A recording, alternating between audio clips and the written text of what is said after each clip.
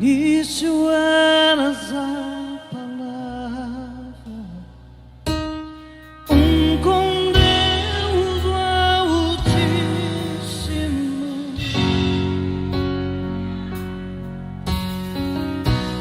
no mistério de tua glória, Cristo em ti se revelou. Oh, quão lindo esse nome é! Oh, quão lindo esse nome é! O nome de Jesus, meu Deus.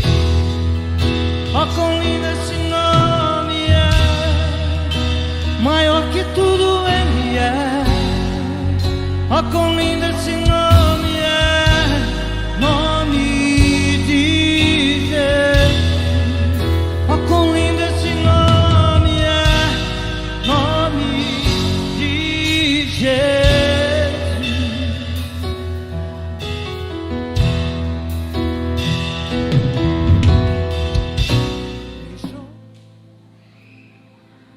Quero ir mais fundo, leva-me mais perto, onde eu te encontro, no lugar secreto, e aos teus pés me rendo. Ouça a tua glória, quero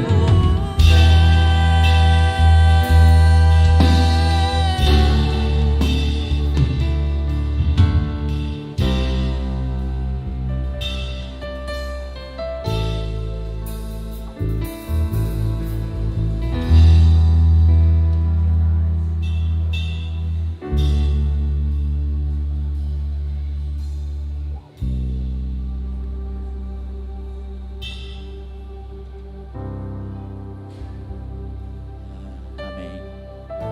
Graça e paz, queridos. Boa noite. Aqueles que eu não consegui cumprimentar da hora que cheguei, né? O Senhor é tão bom, né? Que Ele nos dá uma palavra e aí você chega, o louvor começa a falar, a abertura começa a falar sobre aquilo que o Senhor colocou no coração, né? Então, eu louvo a Deus por isso, pelo Espírito de Deus que está nesse local, que toca nas pessoas, que fala através do louvor, né? E eu tenho certeza que nós vamos sair com alguma coisa a mais hoje aqui, não de mim, mas dele, porque afinal de contas, não importa o que eu fale, importa o que ele vai falar no seu coração. Às vezes a gente traz algum assunto aqui, mas a hora que você recebe diferente no seu coração. Então não importa o que eu vou falar, importa sim o que você vai ouvir. E o que você vai ouvir nem sempre é o que eu estou falando, mas com certeza é que o Espírito Santo está dando para você no teu ouvido. Isso é sempre foi assim para mim. Quantas vezes eu fui na igreja e ouvi uma pregação, mas no meu ouvido era outra coisa que o Espírito Santo estava falando. Às vezes uma palavra no meio da pregação é um gatilho para que a gente começar a pensar sobre coisas da nossa vida, coisas que a gente precisa com Deus, em Deus. Isso é que a gente tem que entender dentro da igreja, que na verdade a palavra que ele traz é sim motivo para a nossa reflexão, mas o que a gente ouve do Espírito Santo é aquilo sim que importa para nós. Porque se ele te colocou alguma coisa para você prestar atenção durante um período de 40, 45 minutos, é porque aquilo ele quer falar com você, porque aquilo ele quer tocar no seu coração. Então, não olhe para o homem, mas olhe para Deus, ouvindo o que ele quer falar. Senhor, o que o Senhor quer falar comigo hoje? Então eu quero fazer uma breve oração aqui, pedindo a Deus, ao Espírito Santo de Deus. Pai, que o Senhor traga aqui, Senhor, palavras no ouvido de cada um dos teus filhos que estão aqui, porque afinal, Pai, a tua palavra só vai desencadear aquilo que eles precisam ouvir de ti, e é do Senhor, Pai, é do Senhor que vai vir, Pai, toda a lembrança, do Senhor é que vai trazer a eles, Senhor, toda a direção, tudo aquilo que precisa, os teus filhos que estão aqui hoje, num domingo, ouvindo a tua palavra. Mas antes de mais nada, celebrando a comunhão contigo, e antes de mais nada, querendo ouvir do Senhor, Pai, aquilo que para cada um tem, em nome do Senhor Jesus, Pai. Tira, Senhor, de mim toda coisa do homem, que o Espírito Santo possa vir, derramar, transbordar, Senhor, através da palavra, através daquilo que é o mais sagrado, é a palavra de Deus. Amém? Louvado seja Deus.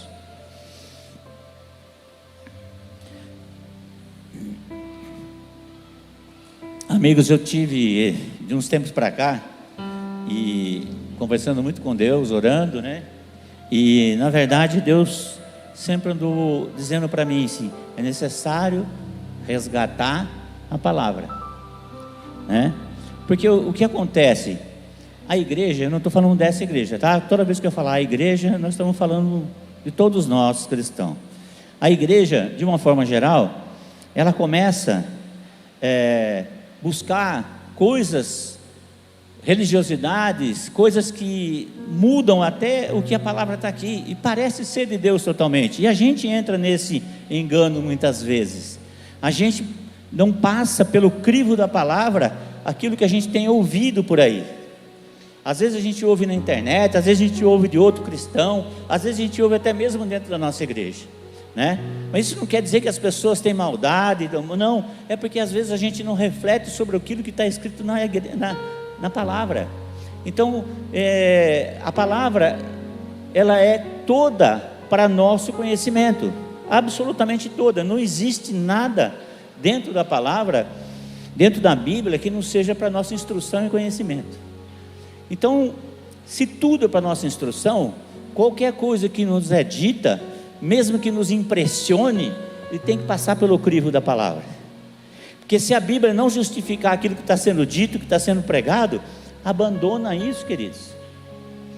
E hoje, às vezes no oba-oba, num pregador mais eloquente, a gente começa a trilhar uns caminhos, que aí quando você vê, você para pensar e fala: e aí? A Bíblia diz isso mesmo? A Bíblia não diz isso mesmo? Então assim, na maioria das vezes não é nem por maldade, nem por nada, mas é por querer realmente cada dia querer fazer mais. Mas às vezes esse fazer mais não é aquele mais da palavra, e sim mais do homem. Então às vezes, para levantar as pessoas em emoção, para transformar uma igreja em multidão, são ditas coisas, são trazidos assuntos para poder fazer com que isso aconteça, Então, qual é o despertar nosso hoje aqui? O despertar nosso, que tudo que nos seja dito, que nos seja falado, que a gente passe pela palavra. E às vezes, como já aconteceu aqui, a própria pastora Aline testemunhou que viu um anjo enorme e tal, e chegou em casa, foi orar, não era. E a Bíblia diz que até mesmo Satanás se transforma em anjo de luz. Então não adianta o grande pastor, o grande evangelista, o grande missionária, o grande levita, não adianta. Pode aparecer um anjo aqui do tamanho dessa igreja, esse anjo aqui pode todos nós ver, maravilhoso, e aí se ele falar alguma coisa que não está em decorrente com a Bíblia, abandona. É isso que o Senhor tem me incomodado. O resgate da palavra é passar pelo crivo, passar pela peneira da palavra, tudo que nos é dito, para nossa análise. Então assim, se a gente tiver que pedir alguma coisa hoje, para Deus, que a gente pode pedir palavra de conhecimento, sabedoria, pode pedir um monte de coisa, mas peça discernimento de espírito. Sabe por quê? Ninguém vai te enganar. Aquilo no teu espírito, você sabe se o que está sendo dito, o que está sendo pregado, se é de Deus ou não. Não vai depender da eloquência, não vai depender da motivação, não vai depender de nada disso. Que se o Senhor te der discernimento de espírito, você vai identificar de onde está vindo aquilo, por mais bonito, por mais brilhante que apareça ser. Então, assim, às vezes cria-se uma história, um testemunho mirabolante que você fala: uau! Mas e aí? O que a Bíblia diz sobre isso? Será que realmente é isso? E olha, que eu sou totalmente, vocês sabem disso, a gente ministrou um curso aqui sobre profecia, palavra de conhecimento, palavra de sabedoria. Eu sou o maior defensor disso tudo, mas sempre passando pelo crivo. Então, isso não é sobrenatural, é natural. Tudo isso é natural, a profecia, a revelação, o conhecimento, isso é tudo natural. O que não é natural é a gente aceitar tudo sem passar pelo crivo da palavra. Eu amo esse tipo de coisa dentro da igreja, milagre, revelação, eu amo isso, gente. Eu nasci na igreja desse jeito, só que pela graça de Deus, Deus sempre me deu discernimento. Então, às vezes, a igreja inteira pegando fogo, e eu olhava para ela e falava assim: cena de Deus não. Às vezes passava meses e a gente descobria que aquilo realmente foi só motivação, e às vezes a pessoa que está fazendo aquilo até acredita naquilo, acredita piamente, e às vezes nem está fazendo por mal, não tem uma intenção maior de fazer aquilo, ela acredita numa história que às vezes não é a realidade. Então, assim, o que a gente tem que, nós precisamos tirar a responsabilidade. Olha só o que eu vou falar para vocês, nós precisamos tirar da responsabilidade de Deus o que é coisa que nós somos responsáveis. Sabe por quê? A gente cai no conformismo. Eu vivi outras religiões, várias, né? E fui em graus para frente bem avançado. Então, hoje eu consigo analisar que todas, sem exceção, tem um momento que ela se dirige para o conformismo. De que forma? Deus escreveu tudo isso, foi Deus que quis assim.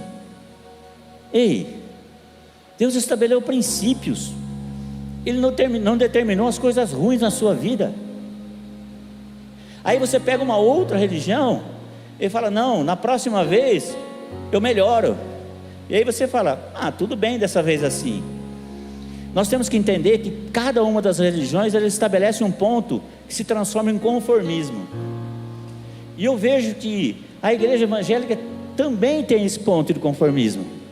Então não é mérito de ninguém, porque todos nós queremos tirar a culpa nossa para jogar na culpa de alguém, ou no tempo, é o tempo de Deus, Deus escreveu isso dessa forma, e até usamos versículos da Bíblia que diz assim: desde o começo conhecia no ventre da minha mãe, todas as coisas foram escritas. Você, peraí, tudo que aconteceu na minha vida foi Deus que escreveu? Não foi mesmo? Tem muita coisa que fui eu que criei. Vamos pegar um personagem, Hitler. Deus escreveu cada dia da vida dele? Deus escreveu isso, gente? Se a gente achar que Deus escreveu isso, o que nós achamos? Que a origem do mal é Deus.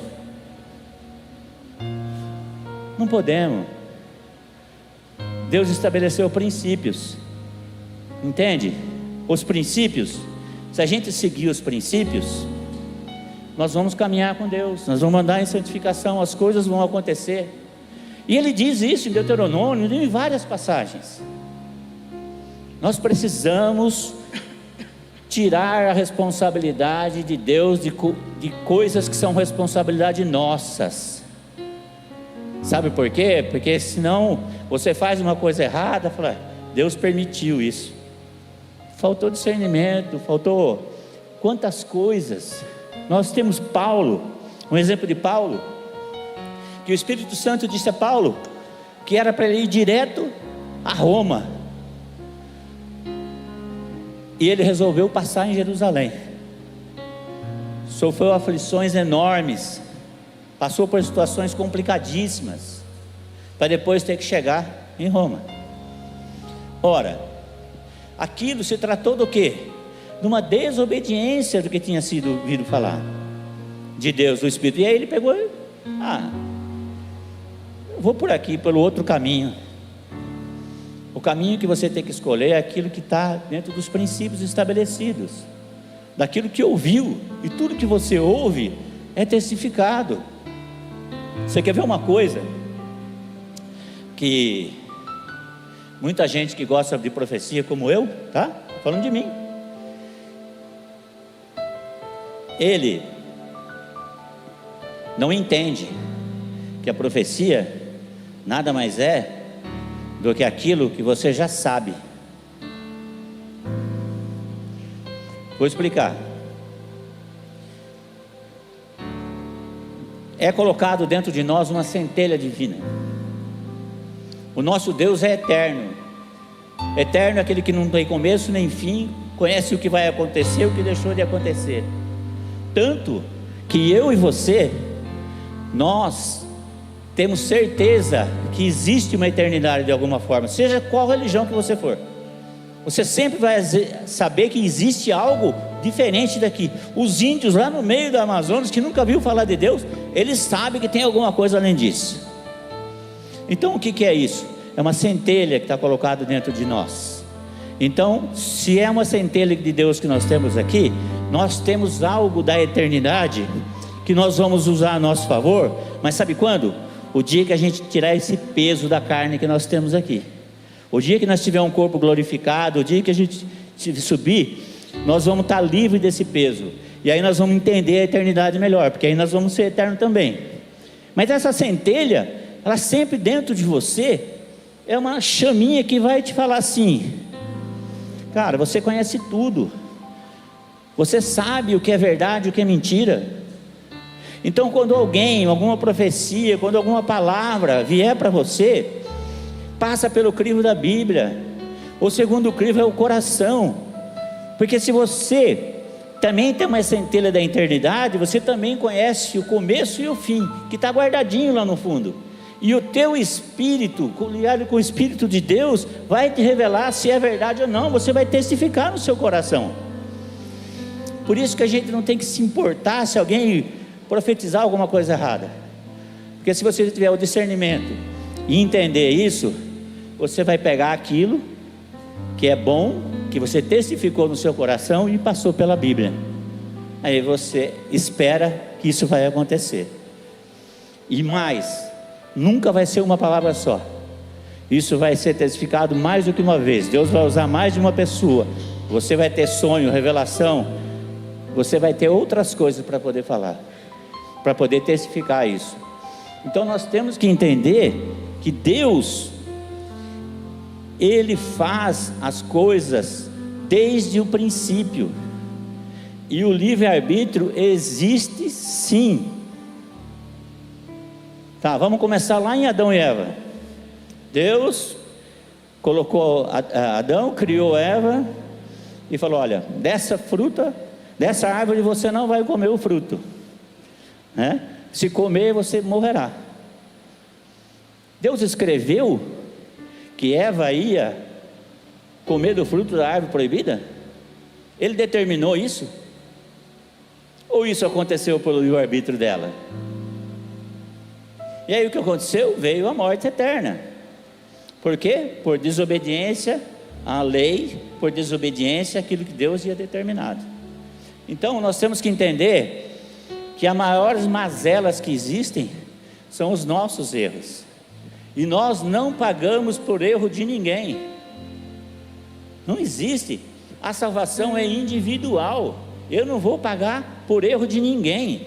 Se eu estiver pagando por alguma coisa, é por erro meu, não é de ninguém.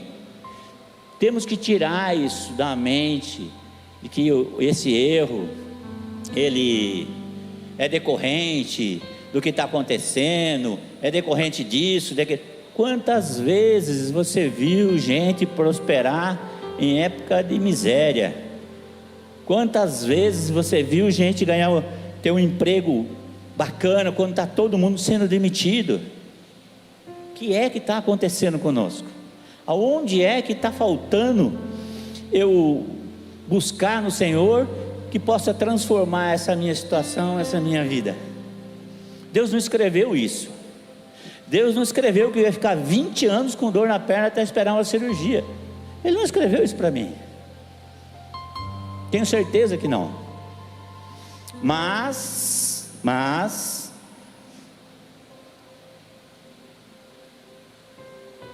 Deus usa de situações como essa para poder te fazer o bem. Você errou, não seguiu os princípios de alguma forma e aconteceu alguma coisa. E Deus, nesse momento, Ele usa essa situação para você se aproximar dEle, para Ele se revelar para você. Isso Deus faz. Por quê? Porque nós, nesses momentos, estamos mais propensos a abrir os ouvidos e o coração para Deus. Entende? Se não vai pelo amor, vai pela dor. Quem já ouviu isso? Todo mundo, né? E não vai pelo amor, vai pela dor. Deus não cria dor para você vir para a igreja. Você na dor procura a igreja. É diferente, gente. Numa situação difícil, você procura Deus. Na situação que está tudo maravilha, você até dá uma esquecidinha, a Bíblia até dá uma poeirada, né? Mas começa a ter a situação complicada, para você ver. Então assim, determinar que Deus se preocupa com coisas pequenas na nossa vida, ao meu ponto de vista, é um engano, porque a Bíblia não diz isso em lugar nenhum. A Bíblia diz que Ele é presente, onipotente, onisciente, e que Ele tem o controle de todas as coisas. Deus tem o controle de tudo, absolutamente tudo Ele tem. Tá, mas como é que faz essas mudanças? Como é que acontece isso que você pede para Deus e as coisas mudam, se não é Ele? Ótimo, duas coisas bacanas. A primeira, que se você concorda que a oração pode mudar uma situação, quem concorda com isso aqui? Todo mundo, 100% concorda que a oração pode mudar, certo? Se Deus escreveu tudo como vai ser a sua vida, por que tem oração? Ué, vou orar para quê? Já está tudo escrito. Eu não vou curar dessa doença nunca. Isso não vai reverter a situação da minha vida. Está tudo escrito. Deus já terminou cada minuto da minha vida. Gente, a oração é isso. A oração move o relógio de Deus. Já preguei sobre isso aqui. A oração faz que você se aproxime dele, do Criador. A oração faz com que você volte aos princípios estabelecidos por eles, onde vai te determinar a bênção. A prova que Deus não escreveu tudo é que Ele ensinou-nos a orar, nos ensinou a orar. Essa é a prova. Ele ensinou eu e você a orar, e Ele diz que os ouvidos deles estão inclinados a nós. Tem gente que até diz: meu nome está escrito no livro da vida desde sempre e para sempre. Tá bom, sai dos caminhos dele. E aí, seu nome continua escrito no livro da vida? Então, as nossas ações e reações determinam sim o nosso futuro. Ora, você quer ver uma coisa? A Bíblia diz que as misericórdias duram para... Então não cessa a misericórdia. A misericórdia está cessando. Não está cessando coisa nenhuma. A Bíblia não diz isso. A Bíblia diz que a misericórdia nunca vai cessar. Mas eu ouvi isso de Deus. Cara, você é um filtro, às vezes puro, às vezes impuro, e às vezes a gente erra, às vezes a gente não entende, não interpreta direito. Mas toda revelação, se vê uma voz de trovão de Deus aqui e falar uma coisa que não está na Bíblia, eu rejeito, eu repreendo.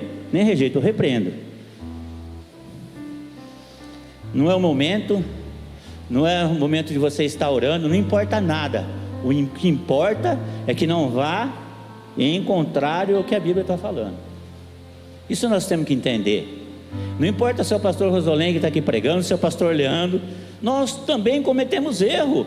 Às vezes, de tudo isso que eu estou te falando aqui, se você tem alguma coisa contrária na Bíblia que prova que eu estou errado, meu irmão, chama do lado e fala: pastor, o senhor está errado. Não é assim por conta desse versículo. Você pode questionar, sim. Você pode sim passar pelo crivo disso tudo. Porque se a gente não fizer isso, o que nós vamos ser? Que tipo de cristão que nós vamos ser? É aquele que vai andar em santificação? É aquele que vai procurar até se transformar num varão perfeito? Não, porque a gente anda pela mente dos outros, e não pelas nossas mentes, não pelas nossas sabedoria. É muito difícil, não é fácil, gente, mas a gente tem que ter sempre em mente que você é uma centelha, que parte de todo o conhecimento de Deus está colocado dentro de você, que aquilo que vem e não é de Deus vai te machucar, você vai sentir angústia, você vai se sentir abandonado, se sentir qualquer sentimento negativo, seja por uma profecia, por uma revelação, por um anjo que aparece, seja pelo que for. A palavra de Deus não machuca ninguém, mesmo que ela seja para corrigir, ela não machuca. A palavra de Deus, quando corrige, nos conforta. A gente sai agradecido. Quantas vezes, cara, no começo da caminhada eu ia na igreja, eu saía com as costas, ó, parecia que tinha tomado uma surra. Eu olhava eu e ela e falava assim: Jesus, hoje foi difícil. Hoje foi difícil. Só que a gente saía feliz. Sabe por quê? Deus deu a oportunidade de eu mudar um pouquinho hoje e me transformar. É isso que a gente quer. A gente quer vir para a igreja e sair melhor. A gente quer vir para a igreja e ouvir a voz do Espírito Santo falar com nós e corrigir aquelas coisas que estão faltando. A oração não era assim: Senhor, dito hoje aqui, sonda o meu coração, vê se tem algo de mal em mim. Essa devia ser a nossa oração diária. Entende que a gente precisa disso? A gente precisa. Alguns, outra coisa que eu acho que até disse aqui, é sobre maldição hereditária, maldição familiar. Eu queria achar um lugar na Bíblia que diz sobre isso, claramente. Me diga um lugar que diz que maldição hereditária está sobre a tua família, as suas coisas não dão certo, porque tem problema com o seu pai, com o seu avô. Cara, não existe isso. As responsabilidades do que você está fazendo, você assume agora. E quer ver? Eu vou até insistir nisso, porque eu acho que a gente precisa entender isso. Porque quantas vezes a gente vê por aí, né, grandes pastores, grandes oradores, grandes não sei o que e tal, né, e aí eles fazem oração por maldição hereditária, coloca até um banner lá no chamar na igreja, né, campanha de maldição hereditária. Vai se converter de novo, vai aceitar Jesus, ou vai ler a Bíblia, que é melhor ainda. Ezequiel 18: mas dizes, por que não leva o filho à iniquidade do pai? Porque o filho fez o que era reto e justo, guardou todos os meus estatutos e o praticou para isso corretamente, e viverá. Por isso o filho não levou do pai, porque ele, Ezequiel 18, 19 e 20: a alma que pecar, essa morrerá. O filho não levará a iniquidade do pai, e nem o pai a iniquidade do filho. A justiça do justo ficará sobre ele, e a perversidade do perverso cairá sobre este. Se não existe algo mais claro do que isso, dizendo que a maldição do pai não vem para o filho, eu não sei, preciso achar mais um versículo ainda. Rejeita tudo que vem nesse sentido. Eu quero orar para Deus revelar para você o que está te causando a maldição. Maravilhoso, beleza. quebrar a maldição de pai e de mãe. Olha, psicologicamente, nós sabemos, né? Normal que as pessoas têm problemas psicológicos, têm traumas por problemas de pai, de mãe, mas não é maldição, nós estamos falando de outra coisa. Nós estamos falando de libertação espiritual, nós estamos falando da pessoa, e não da maldição do pai e da mãe. Libertação emocional, é disso que nós estamos precisando, e às vezes até de um profissional para resolver isso.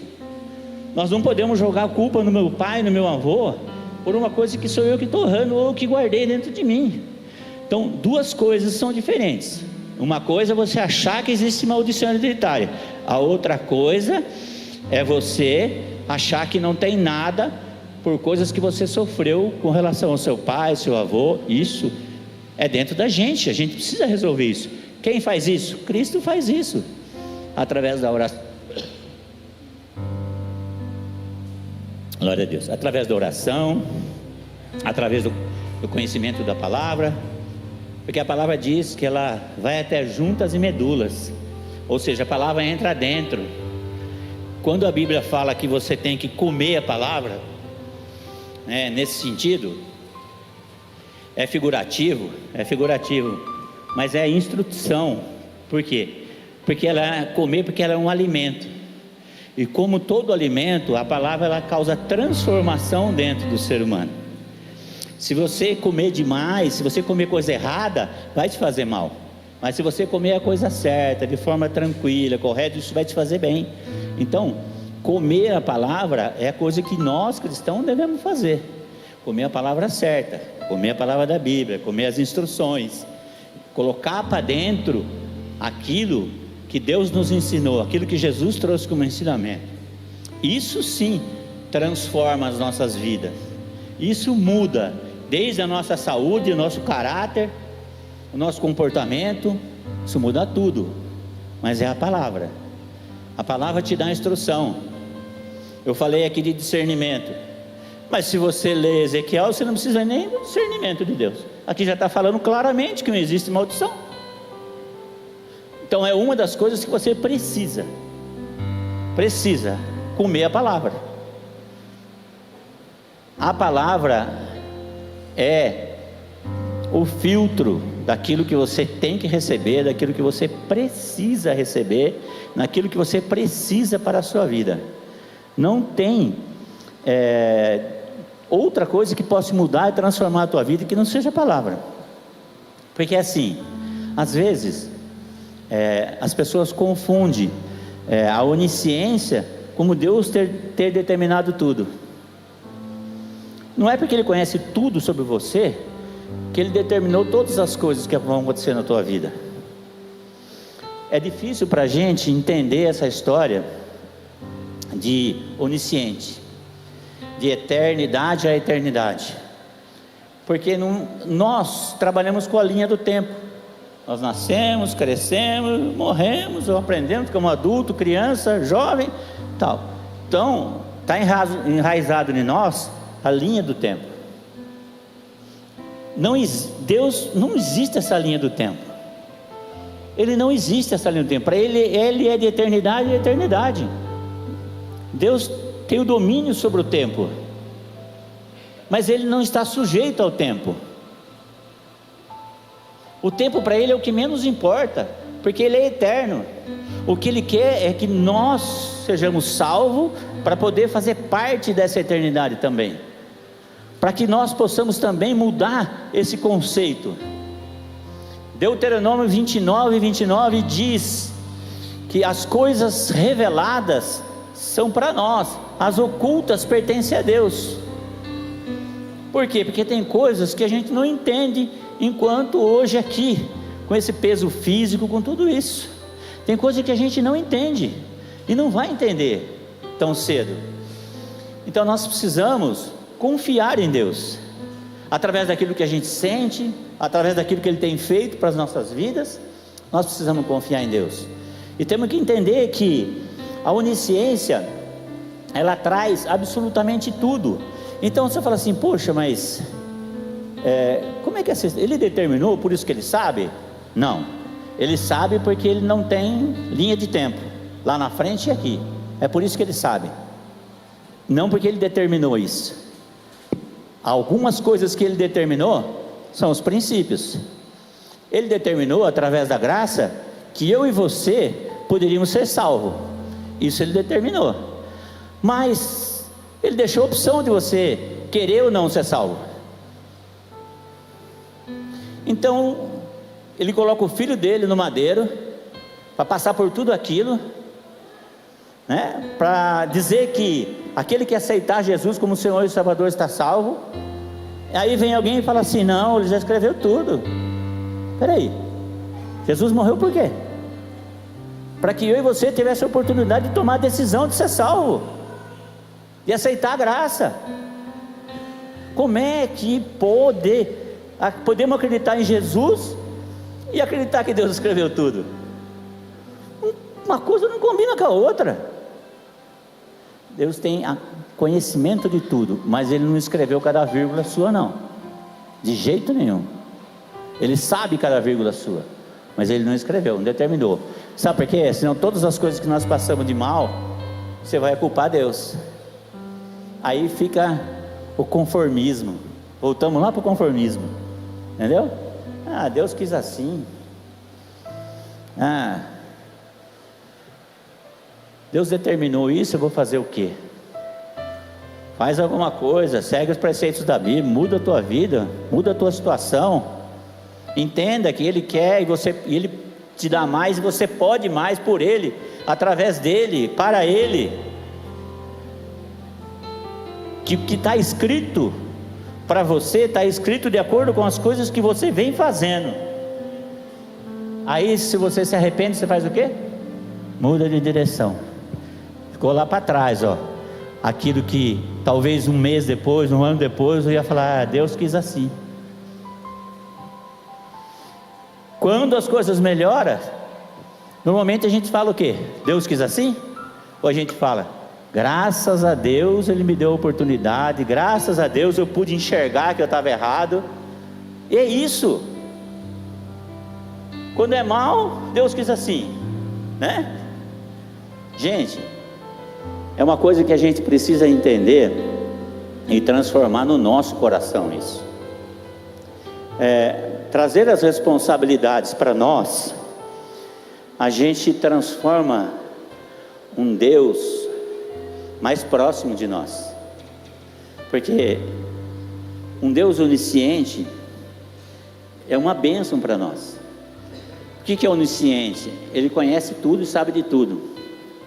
Tem coisas que nós falamos assim: Deus sabe o meu coração. Quem já falou isso? Deus sabe o meu coração, né? Se Ele não fosse onisciente, você estaria desconsolado, né? Ia dizer assim: o que será que Deus está pensando de mim? Só eu sei quanto eu estou errado e quanto eu não quis fazer isso. Quando Deus é onisciente, você fala assim: Deus conhece meu coração, Ele sabe tudo. E no grande dia, a onisciência de Deus, isso é conceito meu, tá, gente? No grande dia, a onisciência de Deus é que vai julgar você,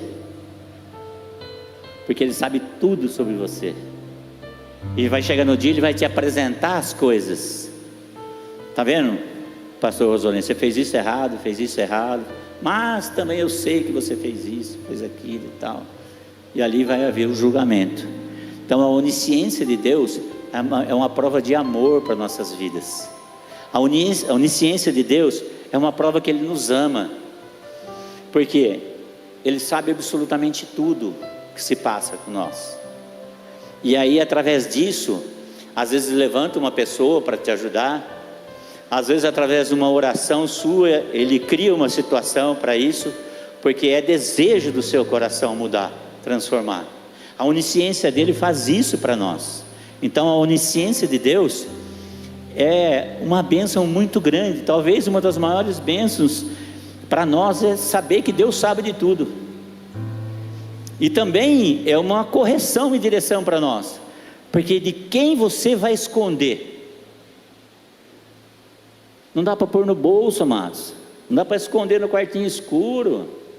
Não dá para pôr em lugar nenhum. A onisciência de Deus vai lá e ó, resgata, você lá fala, está escondidinho, mas que está no seu bolso, está. Entende?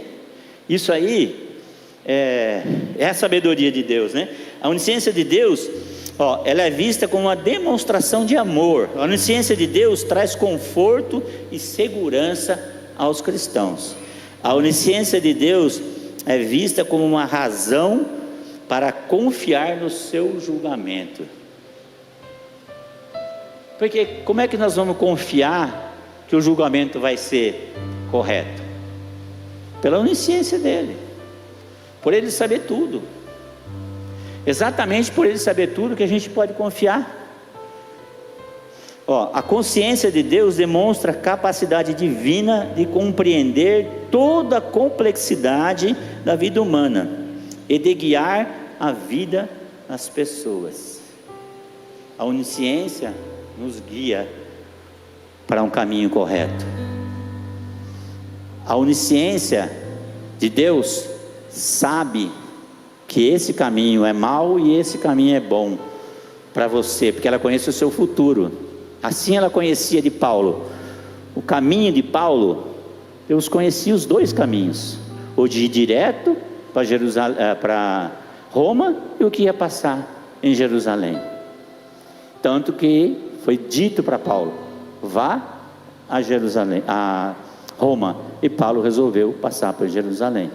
Então, se a gente confiar, entender, tiver discernimento, nós não vamos escolher o caminho errado, nós não vamos escolher desviar o caminho, desviar a rota, porque a gente sabe que a gente vai pagar um preço para chegar onde Deus quer que a gente chegue.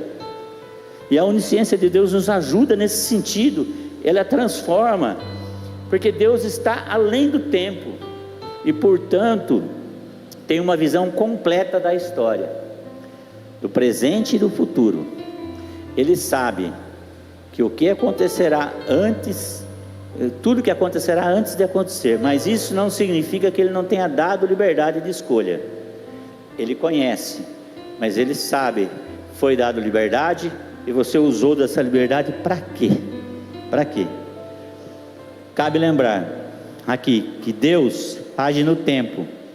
Vou repetir isso que eu disse agora há pouco, mas não está sujeito ao tempo, pois foi Ele quem criou o tempo e a matéria. Ele não está preso no tempo. Ele criou o tempo para que tivesse um tempo para que a gente pudesse alcançar a salvação.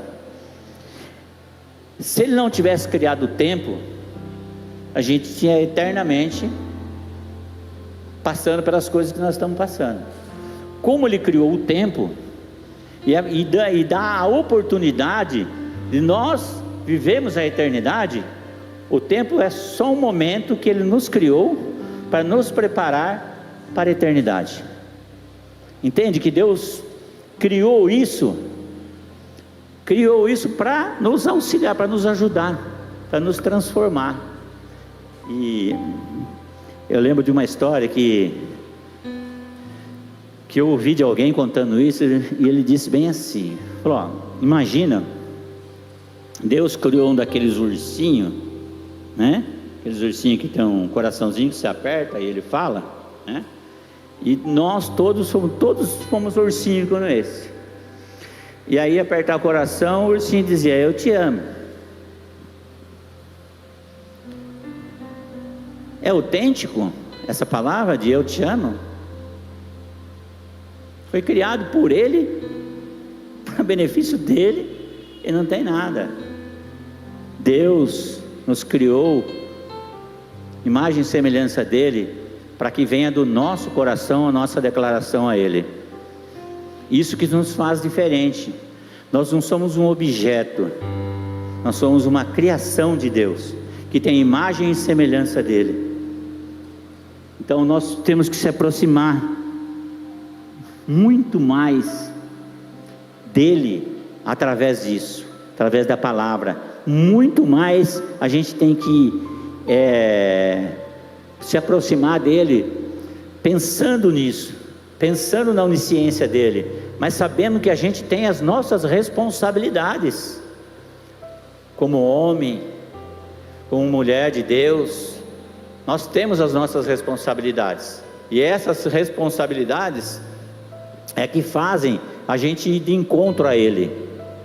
Nós temos que assumir, dentro dessa responsabilidade, os princípios deles e estabelecer eles na nossa vida. Só assim, amados, só assim é que a gente vai conseguir verdadeiramente conhecer esse Deus, assumindo as nossas responsabilidades, crendo no que Deus pode fazer por nós. Isso sim, Jesus disse que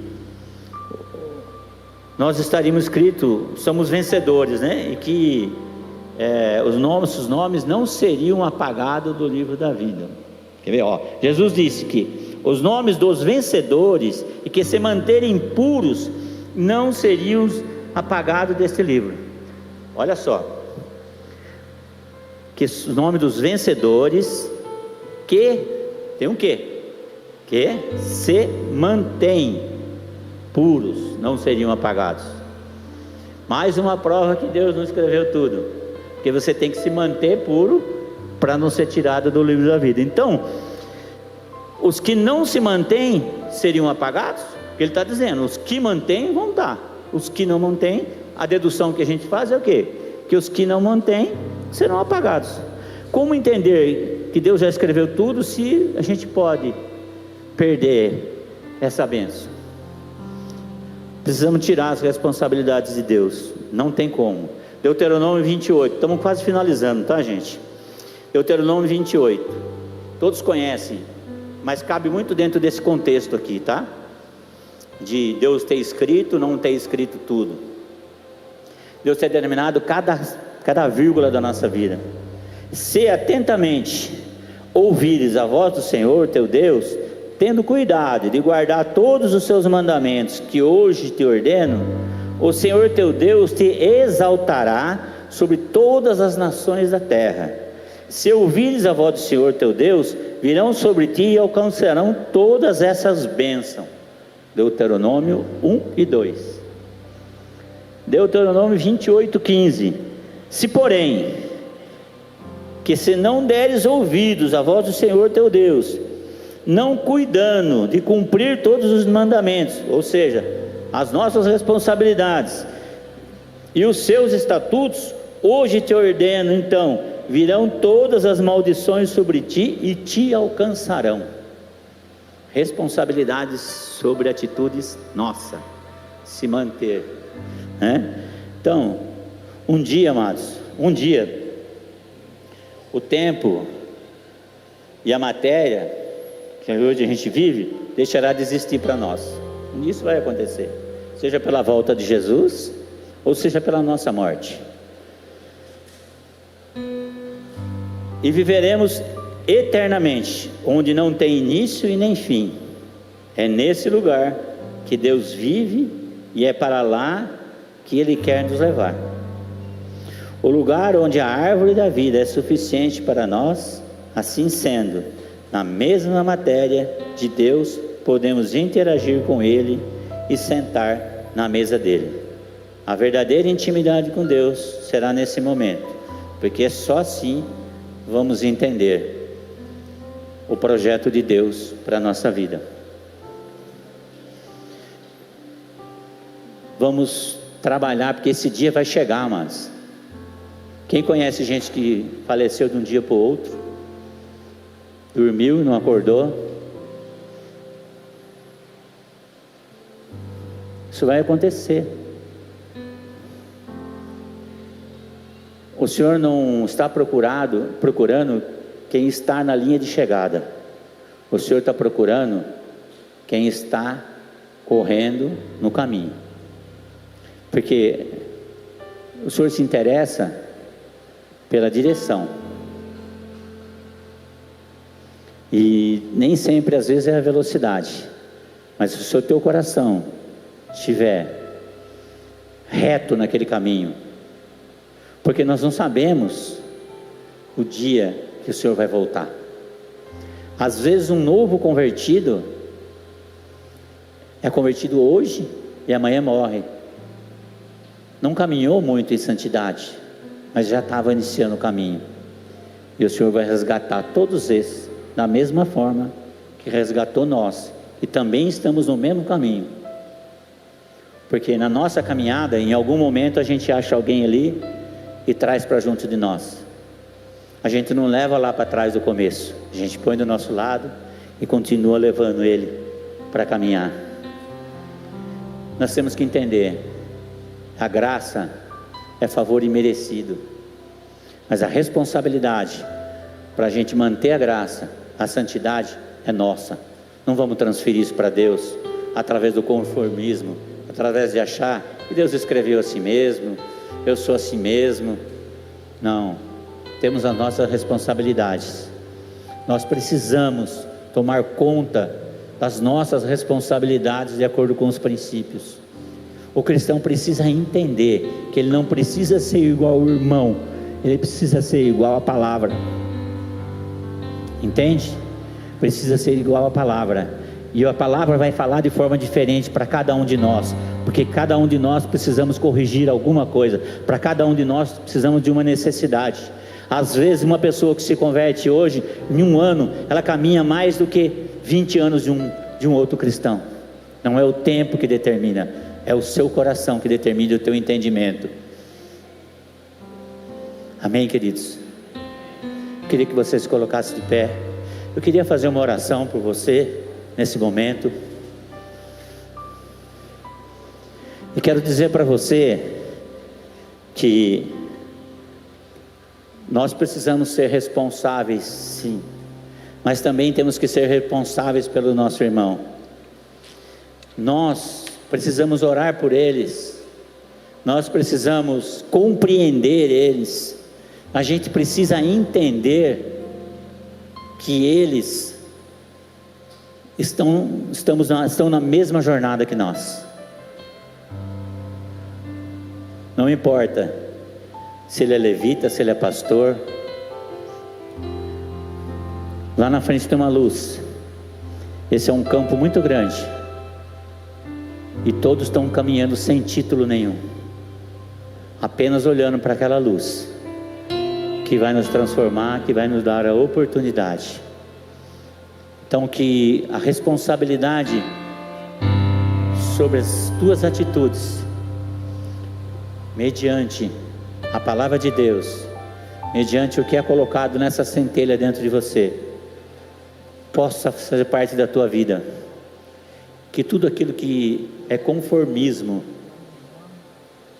jogando para as costas de Deus, nas costas de um irmão, de um pastor, nas costas de uma religiosidade, nas costas de uma maldição hereditária, nas costas de um caminho errado que você tomou, que isso possa ser hoje arrancado pela raiz do seu coração, que isso possa ser arrancado do seu coração e seja colocado em você um coração de carne hoje. Já disse isso uma vez aqui.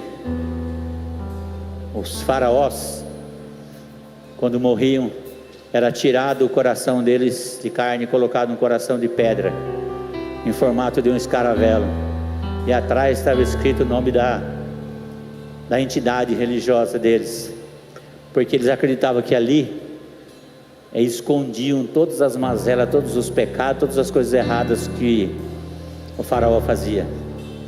E aí Deus vem na Bíblia e diz assim: vou colocar em você um coração de carne, vou colocar em você um coração de carne. Sabe por quê? Nada vai ficar oculto diante de mim. E aí tudo vai ser revelado. Você vai revelar a mim as suas mazelas, e aí o seu arrependimento será genuíno. E aí sim, eu vou transformar a tua vida. E aí sim, as suas responsabilidades estarão em você, mas eu vou dizer: ei, as tuas transgressões eu já esqueci, joguei no mar do esquecimento. Eu não quero que você jogue responsabilidade para ninguém.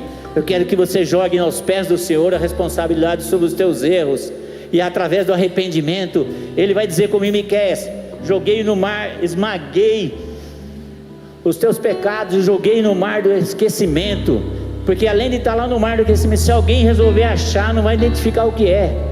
O Senhor não guarda nenhum dos seus pecados, Ele elimina eles cada vez que você se arrepende. No livro da vida, eu creio que não vai estar marcado os pecados, o que vai estar determinado é o arrependimento, é o seu coração ali. Que nesse momento, Senhor, o arrependimento, o coração de carne, Pai, possa falar mais alto hoje, Senhor. Que cada um aí no seu lugar fala: Senhor, aqui está um coração de carne que revela todas as minhas mazelas, revela todos os meus erros, mas Senhor, eu sei que o Senhor me perdoa, eu sei o que o Senhor quer, Senhor, para mim de eternidade a eternidade. Pai, me perdoa, Senhor, por ter colocado culpas nas coisas que são erros meus. E nesta noite, Senhor, eu vou ser um crente, Senhor, eu vou ser um cristão, Senhor, eu vou ser uma pessoa, Pai, diferente, com as minhas responsabilidades, e eu vou chegar diante de Ti, Pai, sabendo que o Senhor não é o Pai carrasco, é um Pai que abraça, que corrige e que aceita todas as minhas responsabilidades. Em nome do Senhor Jesus, Senhor, abençoa cada família aqui, Pai, abençoa, Senhor. Aproveite esse momento para se conectar com Ele, amados. É uma oportunidade. A palavra entrou, está transformando você em alguma coisa. Aproveita o louvor. Vamos se conectar com Ele nesse momento. Tua presença, teu sorriso é vida em mim. Eu seguro em tuas mãos, confio em Ti, confio em Ti. Quero ir mais fundo, leva-me